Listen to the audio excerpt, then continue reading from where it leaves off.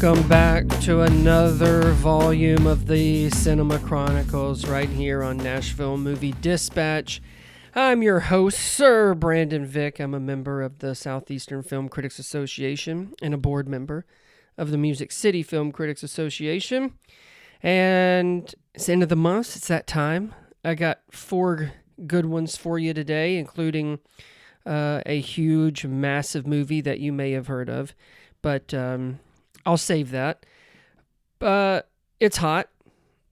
It's end of July. I can't wait for fall. I wish it was here today. The good news about having hot weather here in Tennessee, at least, is that I cooked breakfast outside on my driveway today. So that was nice. Didn't use anything in the house, so that's good. Ask anybody. I'm pretty outdoorsy anyway, but the heat really helps. I want to kick things off by sharing some pretty big news with everybody. I have a son. He is 3.5 years old, and I officially got to take him to his very first movie at a big movie theater. We went, I think it was the day after the 4th of July, and there's this whole build-up where he was going to go with my nephews, his cousins, and we're all going to go see Minions and Monsters. However, that slowly changed into where we ended up just me, my wife, and him going to an 8:30 in the morning showing to Toy Story 5. And he has seen the first one. We've watched that at least a couple times. He watched Toy Story 2. We watched that outside on our projector. And then, while he was up with his, we call them Grammy and Granddads, he watched Toy Story 3 and Toy Story 4. So I had made a joke like a week or two before that, talking about like, well, he can't go see Toy Story 5. He's not caught up yet. But I'll be damned, he got caught up before we went to see Toy Story 5. And so obviously it was not very crowded. I enjoyed it. I got him a little booster seat. I didn't even realize they even had those. But even though I've probably walked by them 1,000 times. And he did so good. He enjoyed it. He has, now here we are less than a month later, and he has Buzz Lightyear pajamas. He has Buzz Lightyear action figure, Woody figure, Jessie. Big fan of Jessie and Bullseye. But now he's starting to just be Buzz, and I've been Woody. I think maybe he let me be Buzz once. I've definitely been Bullseye, and I've been Jessie every now and then. And then if we really want to get crazy, he will be Buzz Lightyear, and I'll be Rhino from Spidey and His Amazing Friends. So there's a lot that we like to do, but I was really impressed. I was a bit nervous because of the sound and kind of the lights going out. He's not used to that, but he had no problem whatsoever, and it was a very proud moment for me to share with him, because I was 8 or 9 when the first Toy Story came out, and I have loved all of them. I even have a ranking up there on NashvilleMovieDispatch.substack.com. I think all of them have at least received 4 stars and above. But so I've grown up with them. I've seen them several times. I sort of walk away feeling different each time. One is a kid, one is just a grown-up watching it, and then one is a dad watching it. And so, truth be told, it wasn't my intention, but I'm kind of glad his first movie was one of the Toy Story franchise. And nothing against the Minions, and I'm going to get into their new movie in just a minute, but it was sort of a full circle moment, and Toy Story, of course, changed the way animated movies would forever be made with Pixar. So anyway, really cool. He really was. I remember he was asking about Jessie during it, but the one thing that made my wife and I laugh the most is while we were there waiting for the movie, there's these previews and commercials, and whether you are 40 years old or you're 3, you have the same question. He at least did this 2 or 3 times before the movie started. He would just say, in his very, not whisper, nothing, he would just ask, when's the movie starting? When's the movie going to come on? And I thought, buddy, I've been asking that for years and years and years. So I think the next movie we're going to try and go see is this new Paw Patrol movie that comes out next month, because it also has something that my son really enjoys, and that's dinosaurs. So I'll keep you posted. But let's get this thing going. Before I get into it, remember, check out all of our work on NashvilleMovieDispatch.substack.com, and obviously wherever you listen to your podcast, such as this one. Check it all out. Just search Nashville Movie Dispatch. You'll find it all. So now let's find into these yellow Tic Tacs that are getting buck wild next.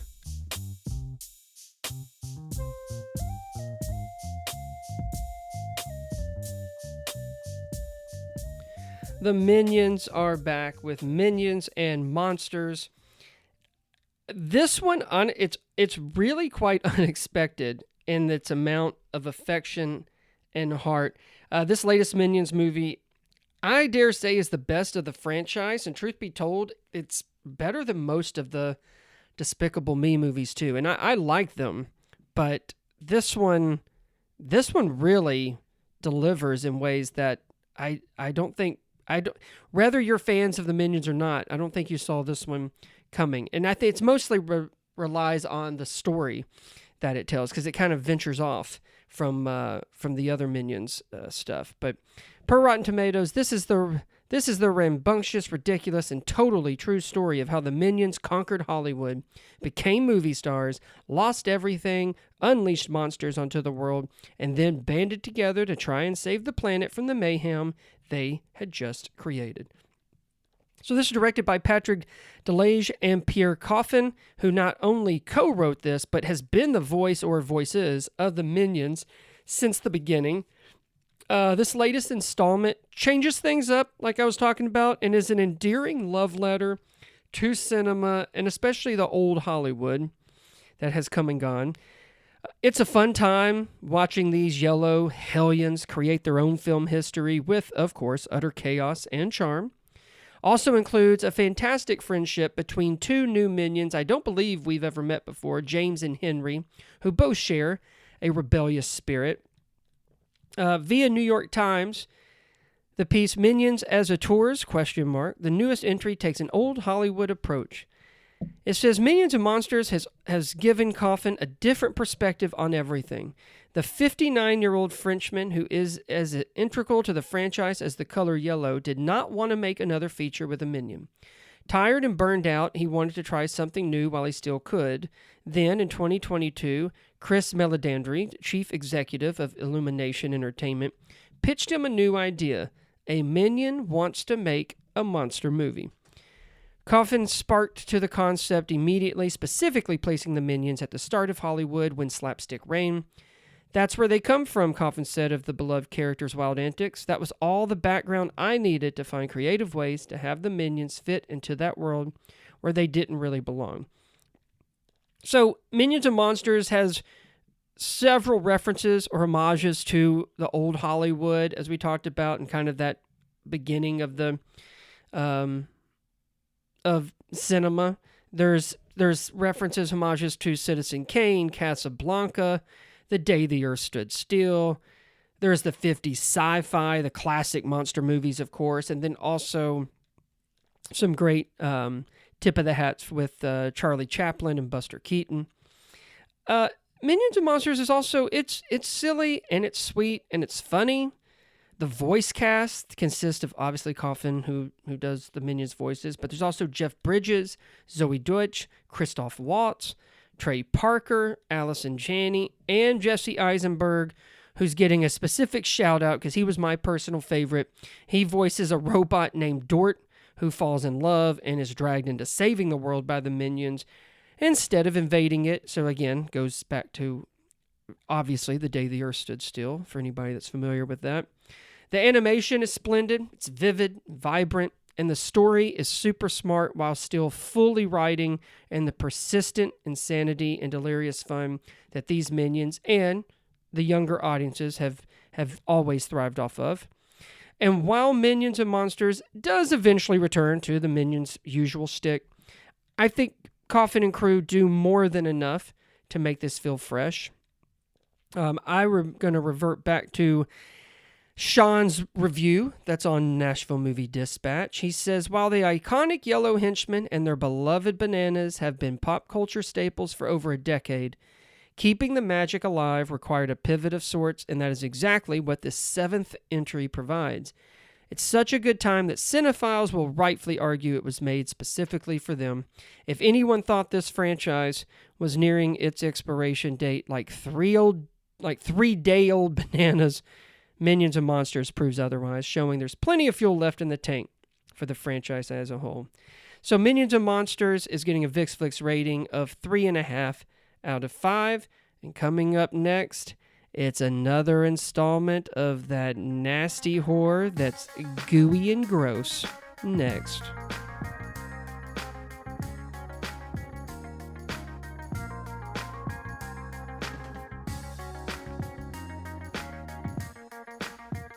Did you guess it? It's Evil Dead Burn. Per Rotten Tomatoes, Evil Dead Burn unleashes the franchise's most savage and terrifying ride to date, blazing onto big screens with an all-new chapter of carnage and demonic mayhem. After the loss of her husband, a woman seeks solace with her in-laws in their secluded family home.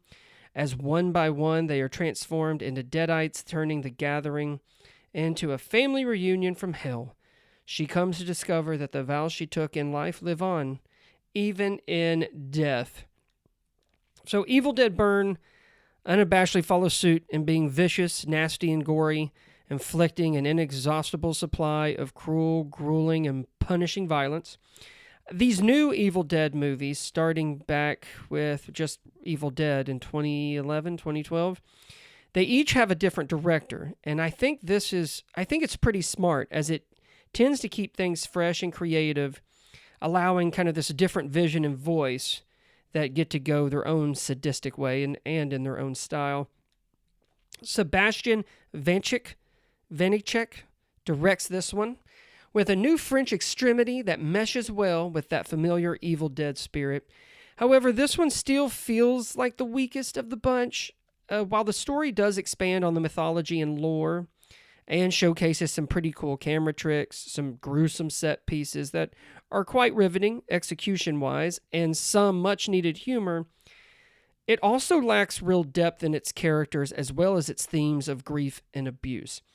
It's all aggravatingly written, and a lot of stuff is too thinly created in order to kind of get this emotional connection to what's happening on screen. I'm going to butcher this actress's name, but Sohila Yokub, she is a great protagonist through all of it.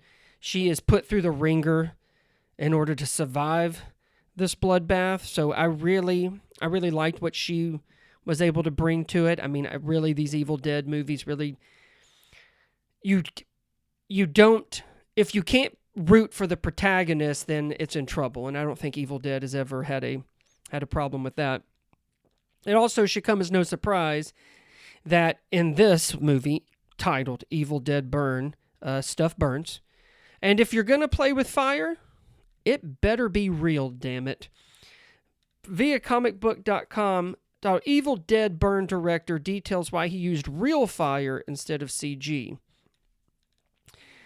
The piece says, since the Evil Dead series began with Sam Raimi's original in 1981, there's been some consistency across the franchise. No matter if the main character is Ash, or it's Jane Levy's Mia, or one of the new faces that have arrived, it's been a series about capturing bloody horror imagery on camera. At first, it was a point of necessity, as practical visual effects were all filmmakers had at their disposal. But when 2011's Evil Dead came along, it was a point of pride about how much of the gore and violence wasn't created exclusively with a computer. Speaking with Comic Book for the upcoming film Evil Dead Burn, they asked Sebastian about carrying on that tradition with one major facet of the film, its immense use of fire, which he maintained had to be done with real flames. For Vanecek, it wasn't just about paying homage to the DIY and practical nature of the entire Evil Dead series, but also because faking fire is even tougher than trying to fake blood with computer visual effects. The director says, as soon as I knew the title was Burn, I was like, I will need real fire on set because Evil Dead is all about practical effects. It's not even about respecting the legacy. It's because that's why they work so well. Things are done on set and things are real. Even if people are not like, oh, that's CG right away, they can feel something is a little bit odd or something is less physical. There are a lot of imperfections in reality, and those imperfections are really hard to recreate in CG. He goes on to say, so I wanted all this imperfection. My movie is full of those imperfections. It's talking about imperfections. So I needed the whole movie to have this camera that is handheld, to have dust and dirt on the camera. That's how I think the movie is physical and visceral. So, look, I like that kind of thinking, and it makes sense. However, it is kind of funny because there are other elements that feel pretty CG heavy, especially in its finale, that honestly has Evil Dead Burn ending on somewhat of a whimper. I think devoted longtime fans, they can't get enough. And I think Vanecek gives them plenty to smile about. It's intense, brutal, disturbing shit for all to adore. But to me, the story doesn't really have enough juice to back up the bloodshed. This is the first time where Evil Dead has kind of felt more like Saw, where most of the characters are pretty much forgettable, and its only purpose is to see how fucking savage and disgusting it can be at killing people. Hopefully that's not the path we're headed down. For those that don't know, there is already a new Evil Dead on the way titled Evil Dead Wrath that comes out in April of 2028. It's directed by Francis Galuppi, and it's actually a prequel taking place in 1972. So looks like we'll be catching the Deadites on the flip side sooner rather than later. But as far as Evil Dead Burn, it gets a VixFlix rating of 3 out of 5. And coming up next, little talking, a lot of music, and Ben Foster being a heartless bastard. Next.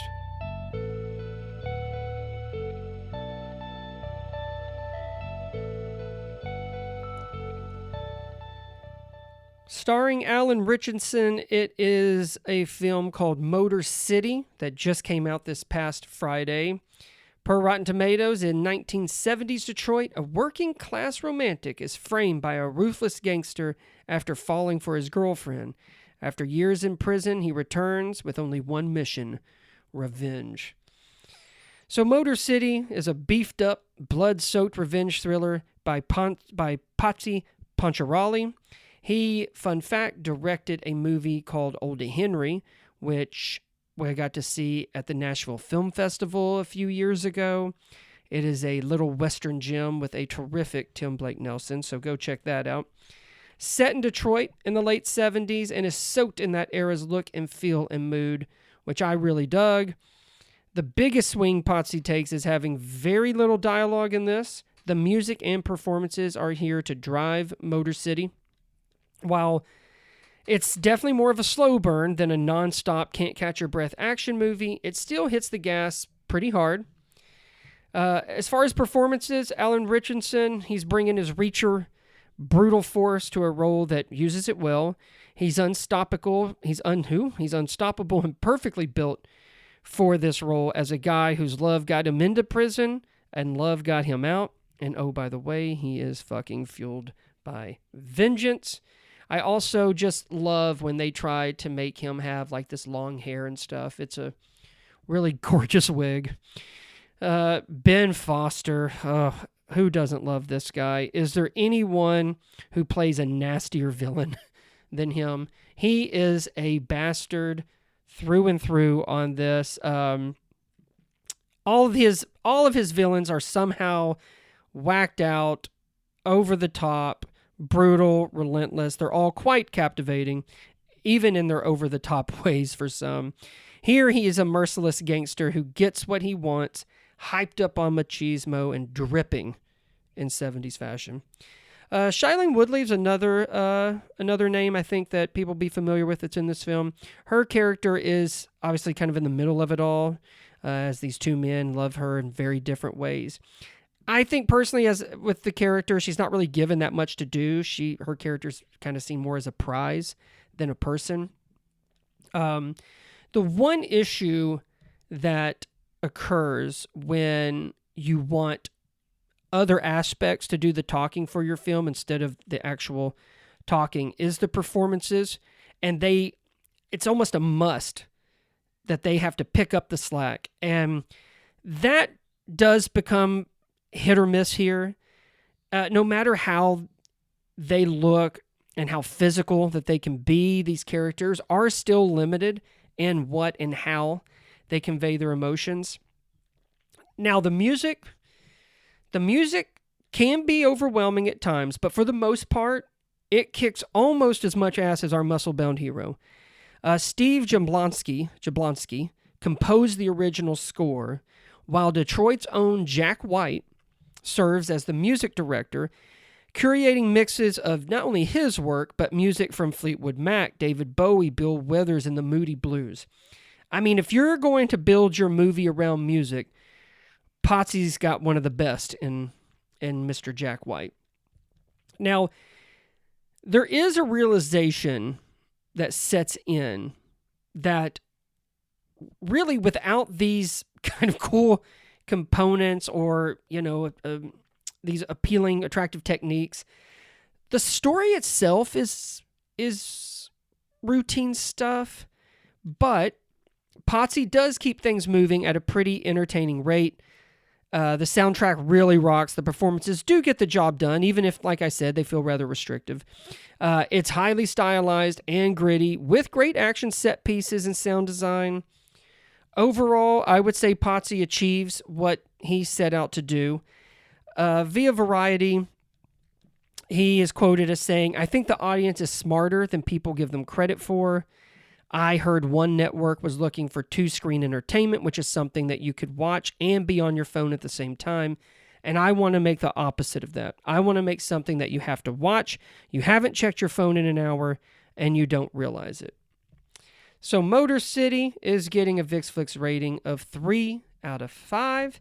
And coming up next, it's the behemoth of a film that is sweeping the world, and we're going to talk about it after this.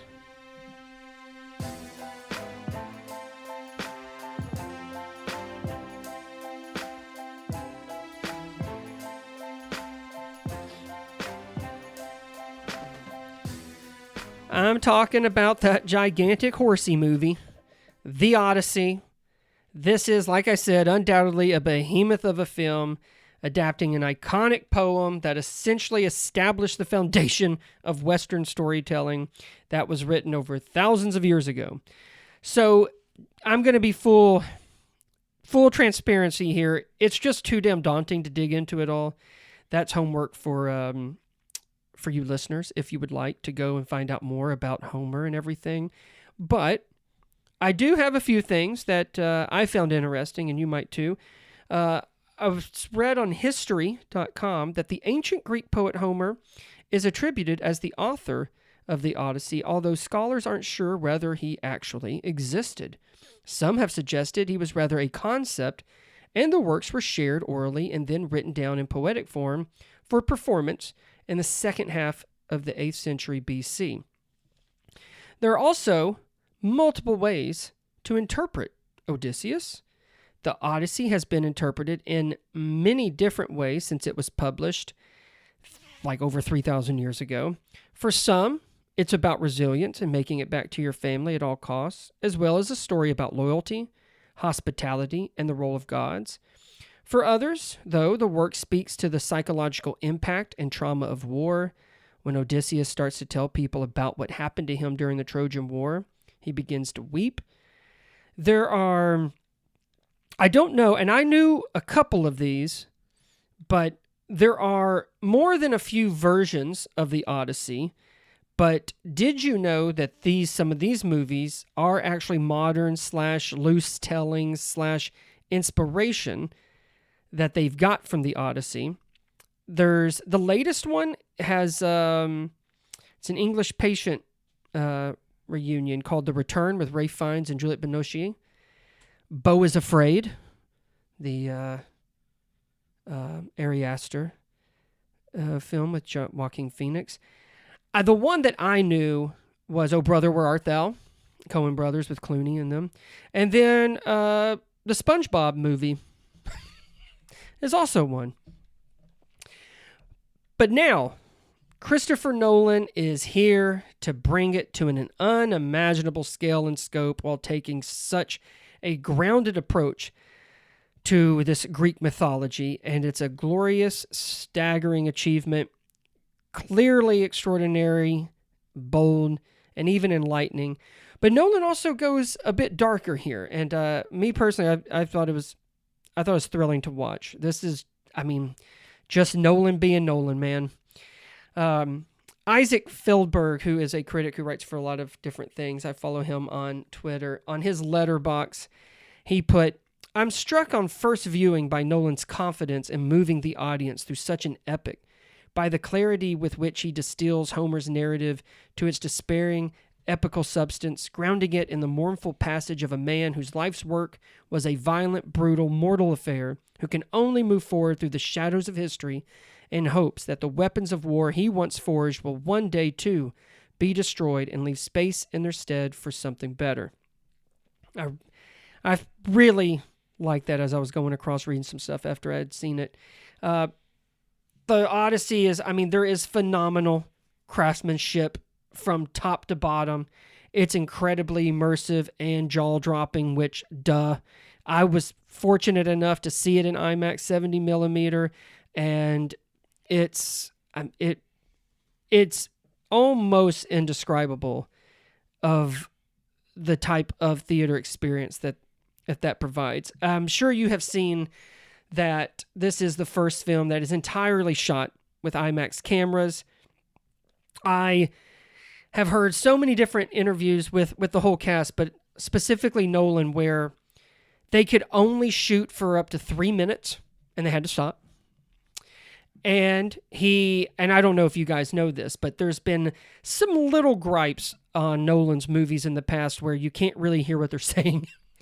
And he knew that he obviously was going to have some pretty intimate scenes. And so he went to IMAX, and they basically built these big-ass boxes that would go over the cameras to quiet the sound. And so, for those of us that have seen it, it actually did a great job, because it was rare that I couldn't hear what someone was saying. So that alone is a huge accomplishment. From the costumes and production design and sound design to the cinematography and score, Ludwig Göransson, who's done Oppenheimer, Sinners, Black Panther, all of it is immaculate. There's no denying that the Odyssey is a legit cinematic marvel. And what many may find surprising is just how effective the film is in dealing with its poignant themes that could have easily gotten lost within such a hellacious journey filled with, obviously stunning set pieces. Sean wrote a review on NashvilleMovieDispatch.substack.com of the Odyssey, and in it he says, "For all of its epic scale, what you might not expect from the Odyssey is its surprising intimacy and exploration of the deeper themes behind the consequences of the main characters' actions and their defiance of the gods. We bear witness to the raw elements of the human condition, testing the limits of Zeus' law, and demonstrating how such codes can ultimately corrupt the very mortals that gods look down upon. At its core, the narrative gives us a better understanding of who Odysseus is, highlighting how his decisions permanently impact both him and the people who surround him in his kingdom and on the battlefield." The Odyssey has an out-of-this-world cast. Matt Damon is leading the charge here as Odysseus. I thought he was great. I think this is one of his best performances ever. I've heard him kind of speak that this was like the most challenging, toughest thing he's ever done, and that he even 10, 15 years ago, he doesn't know if he would have been able to do it. But I'm glad that it came to him now because he's phenomenal. Tom Holland does a great job. Anne Hathaway is amazing. She's having a hell of a year so far, and she's still got a couple things to come out this year. Zendaya's great. Robert Pattinson, again, having a fantastic year. He still has a couple things coming out, including a little movie called Dune Part 3. But I really loved what he was doing. And then there's John Leguizamo. There's Lupita Nyong'o. There's Charlize Theron. There's Elliot Page. I feel like the list can go on and on. There are superb performances all around, even though I think you could argue that some are definitely underutilized. But again, I think Pattinson, Hathaway, and definitely Leguizamo, they are all truly magnificent for a variety of reasons. Interpreting such a classic as this is always a difficult one for any filmmaker, even if you're the Christopher Nolan. So naturally, I think he sort of bumps up against that as he's telling this fantasy epic. And I think the first half feels a bit wobbly at times. It's never not boring or fascinating, though the pacing I felt was a bit off, and the film lagged a little. And I've seen a couple of people mention this as well. But I think there's some truth to Nolan's storytelling feeling somewhat restricted due to just the technical restraints of IMAX. Because he shot it all in IMAX cameras, it had to be under 3 hours. So I know at some point I think it was going to be over 3 hours, but then come to find out that there's a piece on the projectors that physically holds the IMAX film print, but it can only fit so many reels. And so longer films, meaning over 3 hours, would require a whole new system. So I think as a result of all of that, it sort of to me, it kind of forces Nolan to have less buildup to certain parts of the classic poem, or sort of having to race through them at times. And for what it's worth, I think people were all in no matter what, but I think it could have been more fantastical in parts. I think he could have gone a little wild with it, but I think the audience could have handled it. But I must say, when Cersei, played by the divine Samantha Morton, shows up, there is this sort of seismic shift in the Odyssey for me that elevates it to breathtaking new heights. Her few minutes on screen are nothing short of remarkable. In a Vanity Fair interview, she's asked, Cersei is such an iconic character. What was the approach that you pitched to him, talking to Morton on pitching it to Nolan after he asked her to do this? She said, first of all, I didn't know that I was going to be reading the Odyssey. I hadn't read the book at school. I didn't study the classics. So for me, it was just a character in a script, and my interpretation of this character was what it was. Once I was given the role, I did a bit of a deep dive into Cersei and found it quite extraordinary.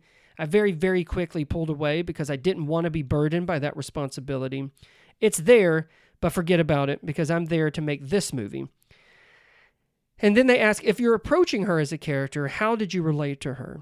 And Morton says, I don't overanalyze. I don't put my characters in psych therapy ever. But the one thing I did take away from it, and what I discovered as I was playing her, was that she felt so familiar.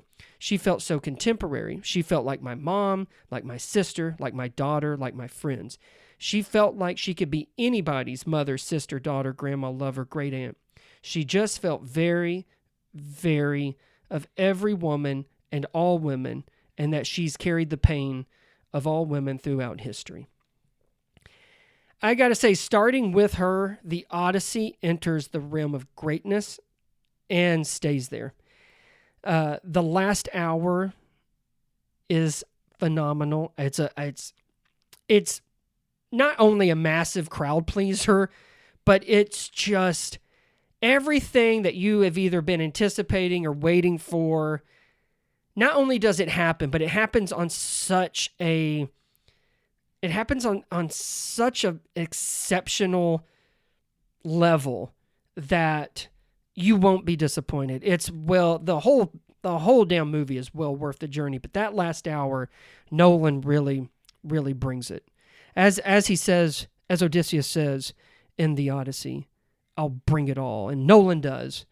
So before I wrap this up, obviously this is, could be the biggest movie of the summer, the biggest movie of the year, the biggest movie of the decade.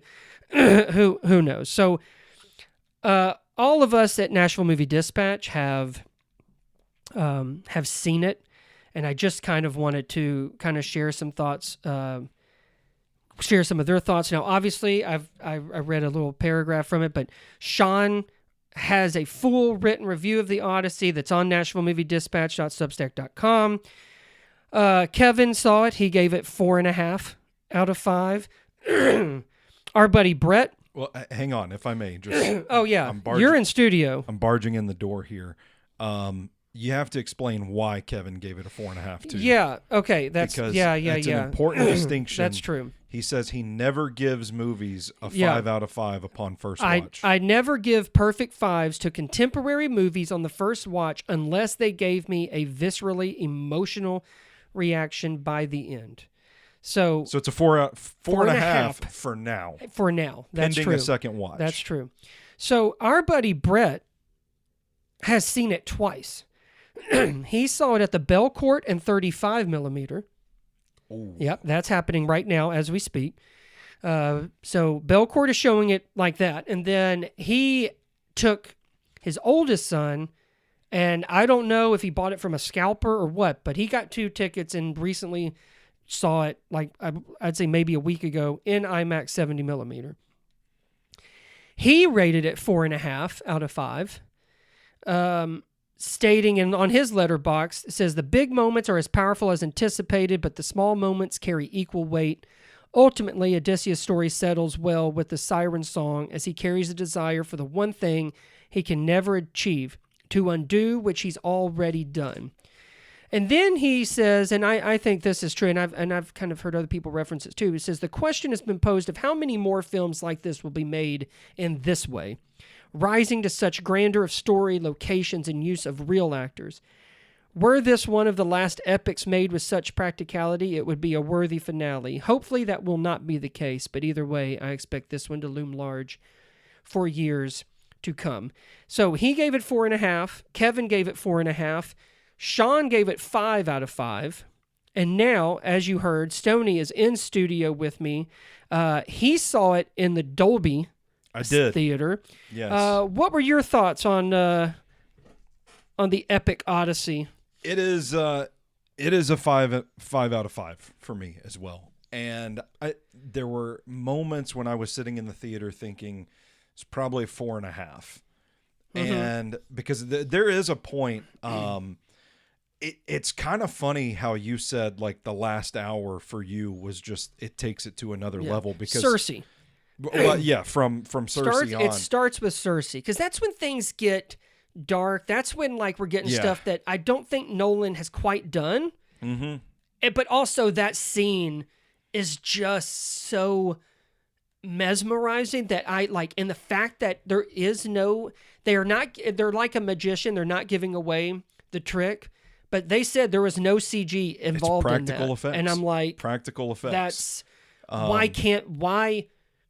can't people do that? And then I think, oh, that's right, because Nolan's made Batman and Oppenheimer. Probably. And I believe it was Anne Hathaway that I saw an interview with where she said like she had to know like and she said Nolan told her, but that she's not telling. Yeah, and Nolan's like that, but that's the magic of the movies, and I wouldn't want to know either. But when you see it, it's unbelievable. Astonishing. It's amazed. Unbelievable. For me, it's when they make it to Hades that I did kind of catch myself like checking my phone. Like, okay, we still have a ways to go here. Yeah. What time are we at? And so I was kind of thinking, there is a moment. I don't want to say that it's ever really strenuous. Yeah, it's not. At a certain point, but there was a part of me that was thinking, man, like it dives in and it just goes from the start. Yeah. And I mean, granted, you have to, with a story of this magnitude, people throw around the word epic a little too nonchalantly these days, but you want to look at like the origins of where that word even came from. Yeah. It is the Odyssey. So I don't feel I don't feel like it's hyperbolic to say this is genuinely an epic. And even though I did catch myself checking my phone to see as we got into the film, like what time it wasn't necessarily a thing of boredom. It was just like, damn, how much, like, we still have a long way to go. How do you do it? Like, how are we going to wrap this thing up kind of deal? So the more I thought about it, the more you've talked about, like, the performances in this. They're fantastic. For me, I really loved Robert Pattinson in this. And me too. And listen, you weren't here for our Drinking With recordings on Saturday. Our good friend Brittany Fernandez of Danger Zone Video said something that I think a lot of people will think sounds crazy, but I'm kind of with her. I think by the time it's all said and done, I think there's a chance Robert Pattinson is considered the greatest of all time. And you see it in, like, everything that he touches turns to gold. He's making really smart choices on the roles he takes and the people he works with. Now, working with Nolan previously in Tenet, working with Denis in Dune Part 3, those are easy choices. But there's also things like the drama, which on our best of 2026 so far was one of your top ones. And I think Brett's too. Yeah.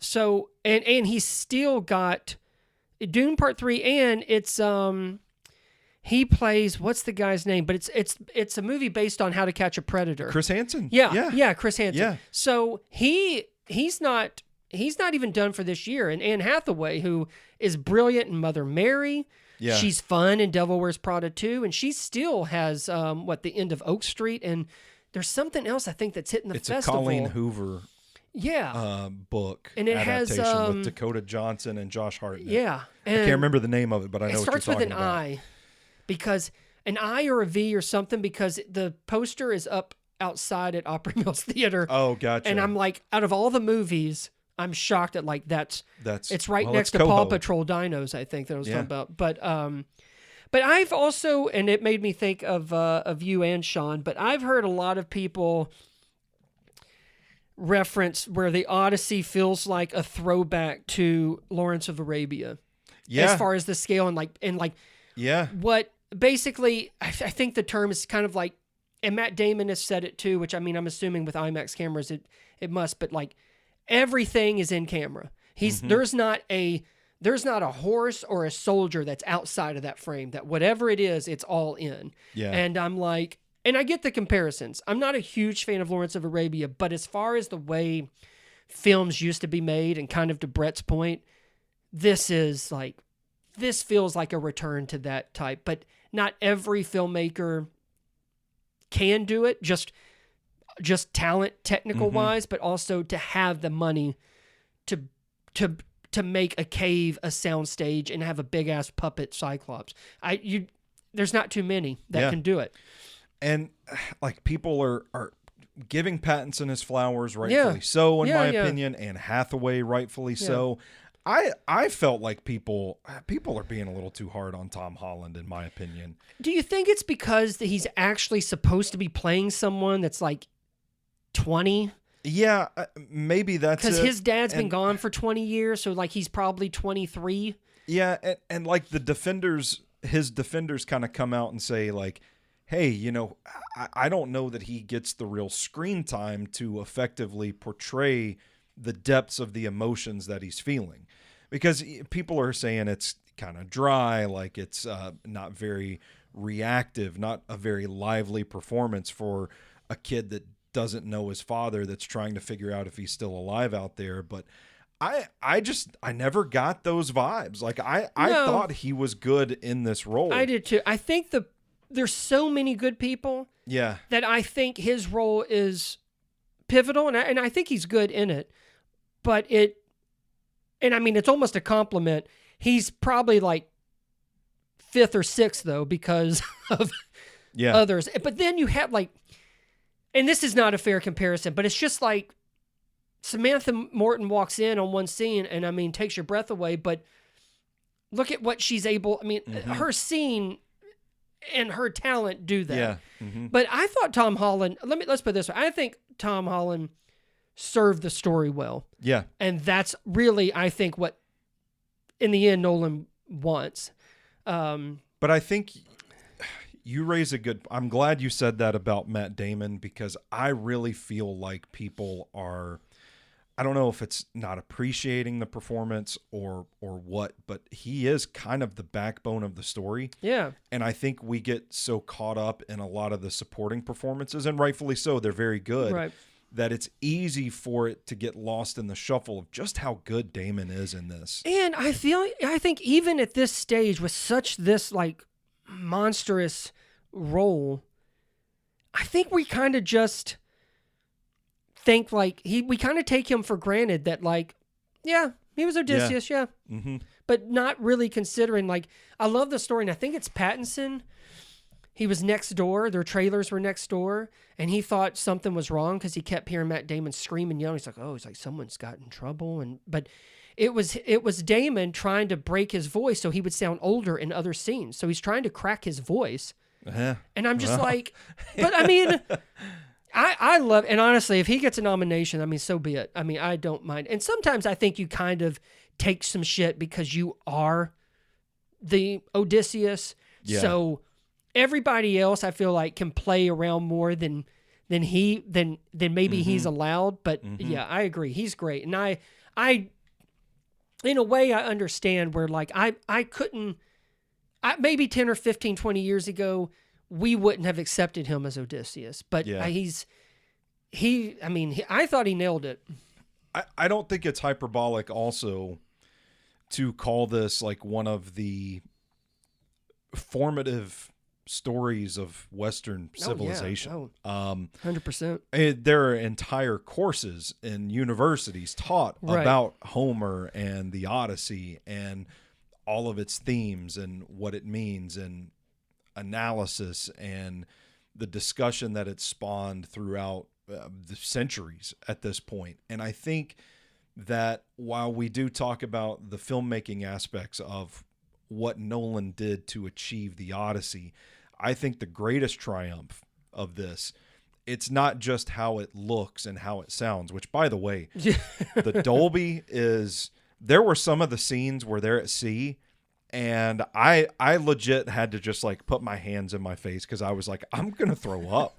I'm going to throw up if I don't get through this. If you step foot into that IMAX 70 millimeter, I mean, there were times where I turned and thought, am I in this movie?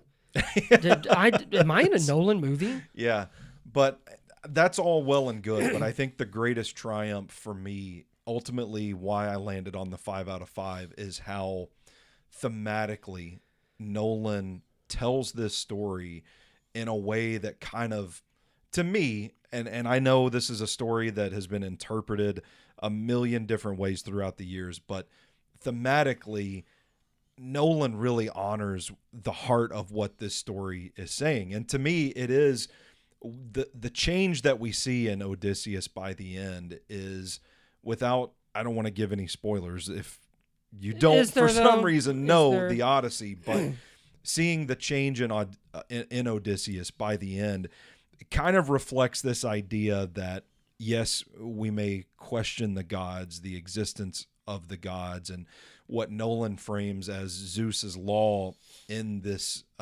telling of the Odyssey is like, we get to the end of it, and the heart is true, is almost like it doesn't matter if you defy the gods or if you accept the gods. Zeus's law is still a good thing that should be upheld for the decency of humanity. Yeah, and there's the thing where you treat everyone like you want to be treated, because Right. you never know who might be a god walking among us, kind of the thing of treat everyone equally, which who knew something like this would be so timely in this world now, but some themes always But we kind of timeless. see both sides of it in Nolan's Odyssey. Like we see the people that respect the gods and pray to the gods, and we see the people that question them, and it still comes back to Zeus's law, which, as you said, is essentially treat people the way that you want to be treated. Yeah. And by the time we get to the end of it, it is this very profound realization that it doesn't really matter whether you believe it or not. The principle of treating people the way you want to be treated is still something to uphold for society to evolve and continue. Yeah. And to me, that was a very profound moment in the film when I almost just said Matt Damon, played by Odysseus. Yeah. When Odysseus is kind of recounting the tale of his Odyssey, and he kind of says, like, I saw it broken. And I don't know. I left the theater thinking like, man, for all of the talk about the IMAX 70 millimeter, and I saw some people tweet like, there is a sound in the Odyssey that I have never heard before and I will never hear again, talking about the Cyclops scene. And it's just like this head rattling scream. Yeah. Like, for all of that stuff, Matt Damon and Robert Pattinson and Anne Hathaway, to me, it was still the heart of what the story is about, and the timeless nature of it, that it has stood, that it has been something worth studying for, I don't even know how long off the top of my head. Yeah. To me, that was where Nolan really put the icing on the cake. And I thought, all right, this is just, I left and I was talking to my wife about it, and I kind of just felt like we just saw something that we're not going to see again for a really long time. Yeah, and if it is, it's probably going to be from him. Fair enough. Fair enough. But yeah, no, I agree. And that's why, like, it's not just the action part of it and kind of like the revenge part of it. That last hour covers the whole thing. It covers exactly why it took this long, where he was, who he is now. And, God bless that dog. Man's best friend. That hit me hard. That was my favorite scene of the movie. I also like that's when the realization sets in. And I thought Tom Holland was great in that scene too. Yeah. The thing is, I would almost sort of understand, just because, and Nolan loves nonlinear stories, and that's where a lot of the Odyssey is told in that way. But that last hour, I think, really, like, I think that's the justice for Tom Holland. Yeah. That last hour alone is like, oh, okay. And he has the conversation with Anne Hathaway too about certain stuff. And then when Odysseus and what's his wife's name? Penelope, when their conversation is really, it is a gut punch, because that's what this was like. That's what this was for. Yeah. Whatever else happened, sure. And again, massive crowd pleasing moments. There were people that yelled and cheered when certain things happened. Same in our theater. People were clapping, pumped. yelling. But do you remember, like, I don't remember a movie. Now, granted, this is something that's almost 3 hours long, but I don't remember. I feel like it's in very rare company to have that last hour be that rewarding and like that satisfying, where you left and like no notes, like that was it. Again, the process getting there, like I said, bit wobbly for me, but I really don't know of a I just don't know of like that last hour where like everything just fits in. And sometimes when you do get that, where everything's kind of, you're rewarded, the loose ends are tied up and all that stuff. Yeah. It can feel a bit contrived. And I think we get experiences that are kind of cheesy because of it, Yeah. But this was, it's not that. No. But and the thing is and that's why I feel like on parts of it, I think we could have dug in a little more on certain lands that they encounter. Yeah. But yeah. My gripe, I guess, is that IMAX cameras need to just film 4 hours, because then I think we could have maybe got it all. But also, I mentioned him in here, but you were talking about with Hades, Elliot Page. He is awesome. Brings, if anything, that he was worth the money for just that part of it. And John Leguizamo, Oscar nominee. I hope so, man. I will. He's lose really my shit. I've seen where people, and he is the heart of this whole thing. Like of all these characters, he's the heart. Like he is the one that's almost like, he's not perfect, but it's a character that, I don't know. Every time he was on screen, I was just amazed. And then what his character brings to the story from telling almost both sides is, I don't know. I hope so. I really do. If it's between anybody, I feel like if there's a supporting actor, Odyssey, I think Leguizamo goes first. Then I would probably put Pattinson. Yeah. That's how I would choose it. Maybe even Elliot Page and then Tom Holland. Yeah. I think I almost would do it that way if it's all supporting actor stuff. I feel like Pattinson would get it over Leguizamo. Yeah, but you know what? It's not the way I would choose it. Yeah. I would choose Leguizamo. And granted, there's times where like they could both be nominated. Yeah, that's true. But then, I don't know. That's where those campaigns come in. Yeah. So, but...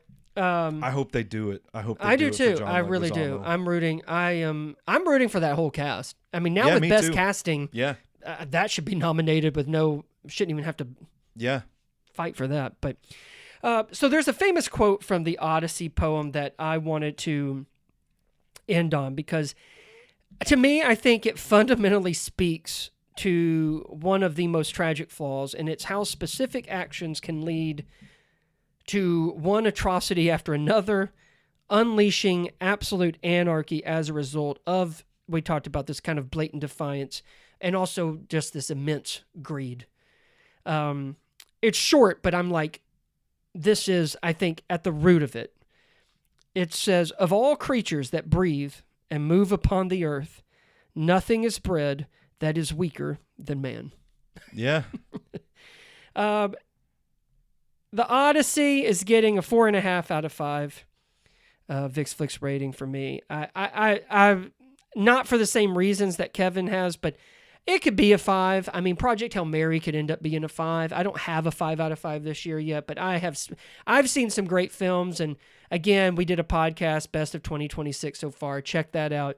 But the Odyssey is definitely up there. I would love, if I can sneak in at some point next month to try and catch just some of it in IMAX again, I'm going to try. Yeah. But that's it.